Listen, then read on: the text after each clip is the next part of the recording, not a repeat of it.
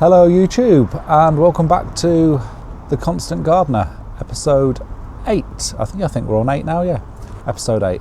And like the title says, it is just a quick catch up. I thought I'd better come on. I obviously haven't posted for maybe 3 weeks, 2-3 weeks. And after receiving a lot of comments, a lot of messages, not just asking me why I wasn't posting, but obviously on the back of the last upload, me explaining what was happening here work-wise at my full-time job. A lot of very, very nice wishes of support. So thank you very much for that. Much appreciated. So, in brief, we are a little bit further forward. I think the last time I spoke to you, we had officially sold. Not that sort of tends to mean anything to the common workman at the bottom of the food chain. Yeah, you're a mushroom, aren't you? You're kept in the dark and fed shit. We have had what they class as or that they call a consultation period. That's apparently a legal requirement for companies taking over companies, and in the event of mass redundancies, etc. Yeah, but that again, these meetings haven't really thrown a lot of light onto what's happening. We are now aware of the company that's taken us over. They are keeping certain roles. One very, very good bit of news is my wife is keeping her job, which is great. That's sort of 50% of the problem washed away straight away. Myself, it's not a done deal. Like I've spoken briefly about my job role. I don't want to bang on about this because it's probably quite boring for someone who's wanting to come on here to see things about garden maintenance and gardening, etc. But like I said, I just want to keep you updated, because it could be a case of there's going to be a gap between this and the next video or the next upload. I will try and do one of those little text posts that you can do without actually having to record a video when I figure out how to do that. Comment in the put comments below if you know how to do that. I know some of the garden maintenance people, Sam at SGM and Nathan, etc., do these little posts now and again. Yeah, so my job role has sort of been developed over 15 years to be quite sort of specific, and an incoming company buying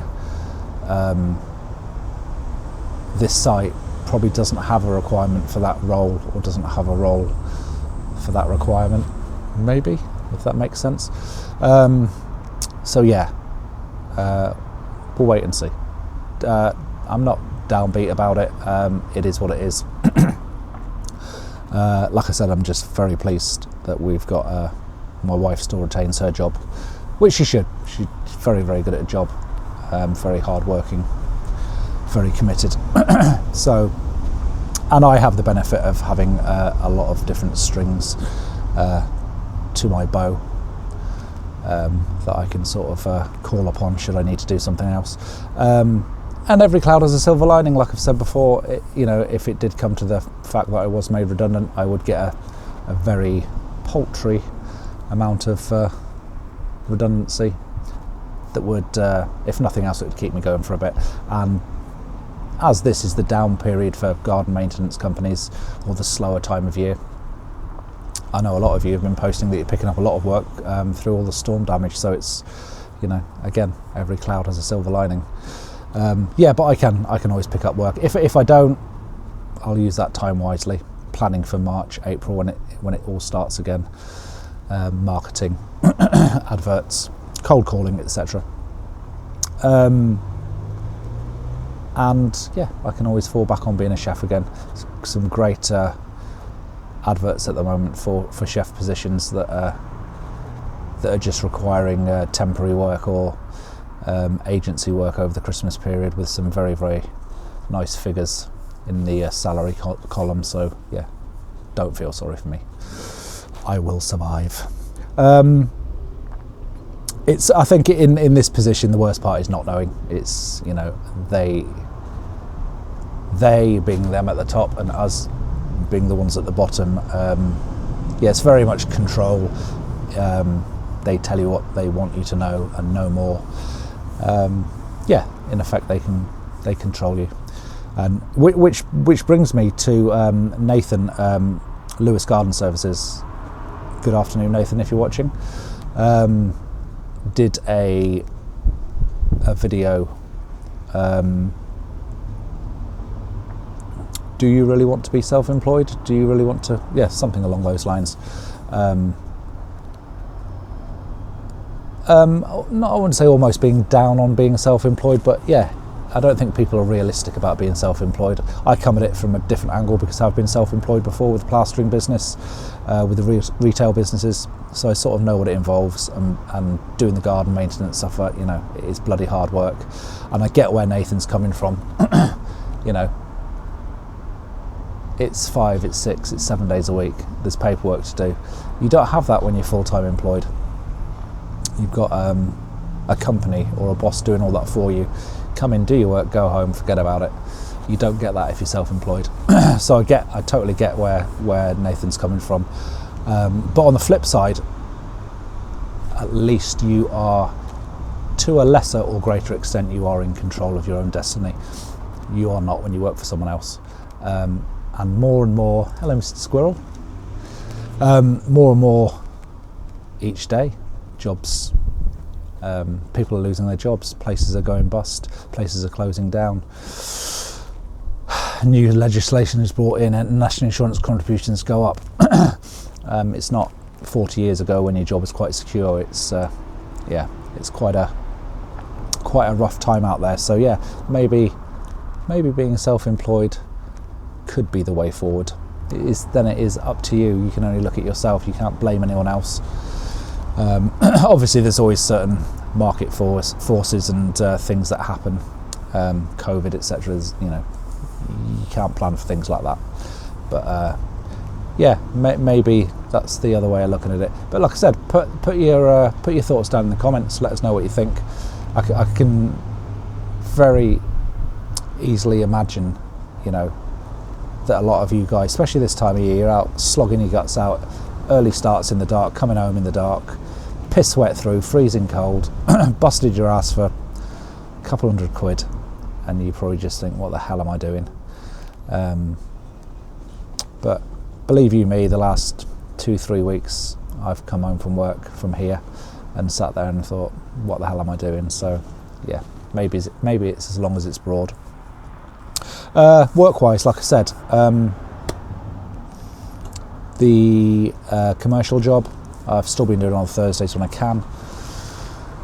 It's been pretty full on here, obviously, as you know, trying to get as much done as possible, trying to make the transition as smooth as possible, or whatever happens if it transitions or it ends.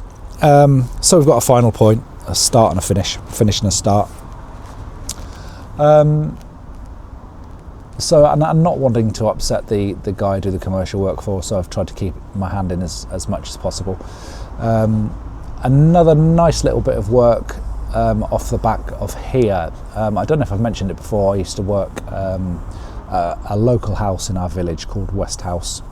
I'll put up a little picture of it. Got a picture of it and its grounds and its boundaries. It's huge. It's about 8 acres, 9 acres, maybe slightly more. It's an old manor house, and a family bought it a couple of years ago, and I answered an advert about doing some gardening for them informally before I'd started the business, really. Another thing that sort of lit my interest. It was something to do on my days off from here, and I could very much be my own boss. They obviously had a lot of input what they wanted doing, but yeah, I was left alone in these huge grounds it was lovely, and they're a lovely, lovely family. And they made contact last week and said, "Oh, we've heard about, you know, your current situation, and you know, come back. We've got as much work as you want." So that's nice. That's a nice safety net. Again, possibly the wrong time of the year, but they have got a lot of woodland, a lot of grounds that, you know, it's one of these old houses that would have had, they've got an actual gardener's, I won't call it a shed because it's not a shed, it's a building with all the tools and the ride-ons and a place to sit and make yourself a brew. And yeah, they would have had a team of gardeners back in the day looking after the grounds. But yeah, it's lovely. So that and the thought behind it is lovely as well. So that is something I would possibly like to do, but again, I don't want to pigeonhole myself into you know, doing these big jobs. I know a lot of you have posted videos about pros and cons of big jobs opposed to the little small in and outs, but we'll see. Options, that's all we can ask for, isn't it? I'm going to put a few videos up. I might have put them up. I've not edited this yet, obviously, because I'm talking to the camera. If you didn't know, I don't.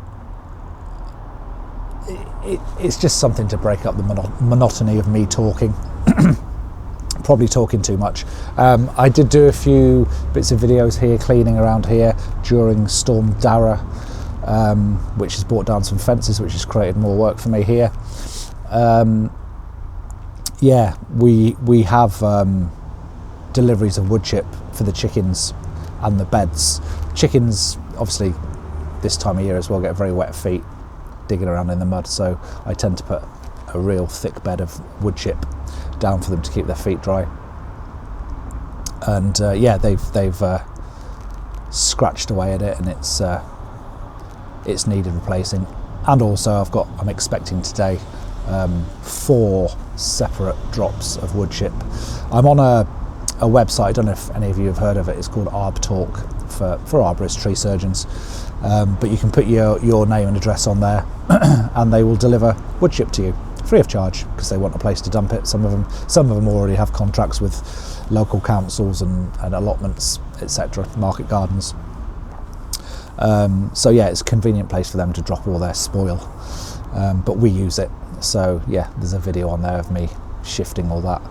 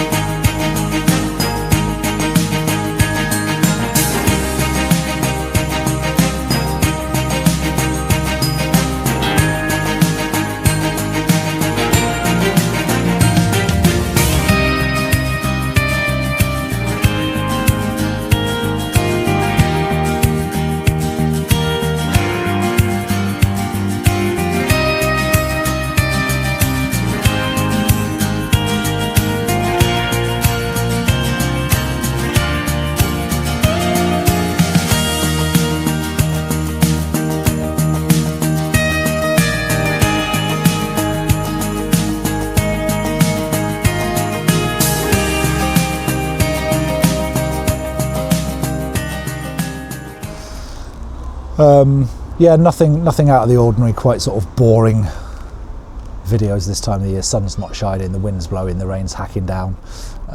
None of it looks particularly good, but yeah, it's a little bit of interest for you. There's been, you know, quite a nice little steady trickle of interest.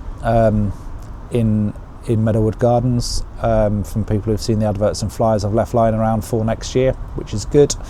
Again, I'm in this stick or twist position. Like I said, not knowing is the worst part. Do I accept all the work going forward and then just bang and I jump and I go into it full time, or do I wait and see what's on offer here, possibly? But yeah, it's nice to know that there's interest being generated. So, and quite a lot of it from word of mouth, which is always nice. It sort of proves you've done an okay job. So yeah, I hope you've enjoyed this. Again, can't thank people enough for sending their kind wishes, and I do apologise by the lack of content, and I will endeavour to get another video up before Christmas. Again, I'm not going to promise, because I think we're only about a week away now, aren't we? 10 days. If I don't, I wish all of you a very Merry Christmas. Have a lovely time, whatever you're doing, whoever you're doing it with, hopefully with your family, your loved ones, your friends, people you want to be around. And yeah, I hope you have just a nice, relaxing, good Christmas. And I extend my fondest wishes and